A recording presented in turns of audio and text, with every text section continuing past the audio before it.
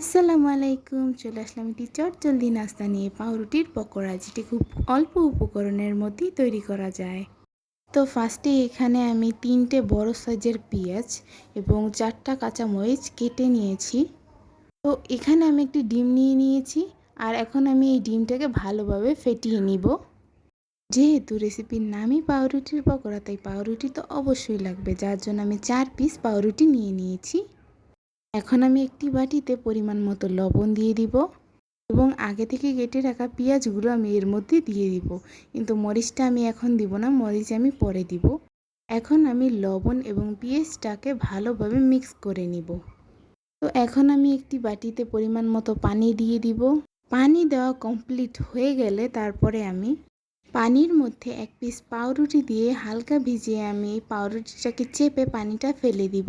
এইভাবেই আমি বাকি পাউরুটিগুলো করে নিব। এরপরে আমি আগে থেকে মিক্স করে রাখা পেঁয়াজ আর লবণের মধ্যে পাউরুটিটাকে দিয়ে ভালোভাবে মিক্স করে নিব। এখন আমি এর মধ্যে আগে থেকে কেটে রাখা কাঁচামরিচগুলো দিয়ে দিব এবং তার সাথে দিয়ে দিব ম্যাগি ম্যাজিক মশলা। আপনারা চাইলে ম্যাগি ম্যাজিক মশলাটা স্কিপ করতে পারেন, কিন্তু আমার কাছে এটা দিলে খেতে ভালো লাগে, বিধায় আমি এটা দিয়ে থাকি। এখন আমি এর ভিতর দিয়ে দিব 2 চামচ চালের গুঁড়া। এখন আমি এটাকে ভালোভাবে মিক্স করে নিব। এখন আমি এর ভিতরে আগে থেকে ফেটিয়ে রাখা ডিমটা দিয়ে ভালোভাবে মিক্স করে নিব। ডিম দিয়ে মিক্স করার পর এটা এখন ভাজার জন্য পুরোপুরি রেডি। আমি চুলায় একটি ফ্রাই প্যান বসিয়ে দিয়েছি। তো ফ্রাই প্যানটি গরম হয়ে গেলে এর ভিতর আমি পরিমাণ মতো তেল দিয়ে দিব। তো তেল গরম হয়ে গেলে আমি পকোড়াগুলো ভাজা স্টার্ট করব। আমি একে একে পকোড়াগুলো দিয়ে দিব তেলের মধ্যে। তো পকোড়াগুলোর এক সাইড ভাজা হয়ে গেলে আস্তে আস্তে পকোড়াগুলোকে উল্টে দিব, যাতে অন্য সাইড ভাজা হয়।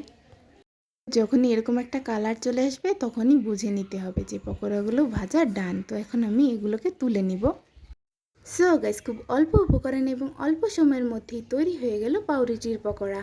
আমার কাছে আলহামদুলিল্লাহ ভালো লেগেছে। আপনারাও বাসায় ট্রাই করবেন, ইনশাল্লাহ আপনাদের কাছেও ভালো লাগবে। তো দেখা হবে নতুন কোনো ব্লগে। সে পর্যন্ত সবাই ভালো থাকবেন, সুস্থ থাকবেন। আল্লাহ হাফেজ।